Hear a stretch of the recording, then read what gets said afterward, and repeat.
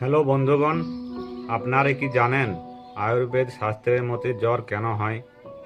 এটি কেবল শরীরের উত্তাপ নয়, এটি শরীরের ভিতরের বিশৃঙ্খলার সংকেত।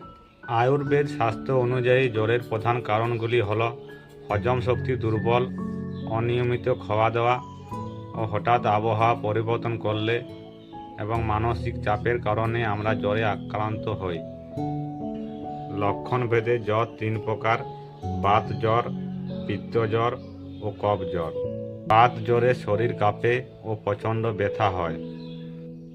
পিত্ত জ্বরে প্রচণ্ড গরম লাগে, তৃষ্ণা পায় ও ঘাম হয়।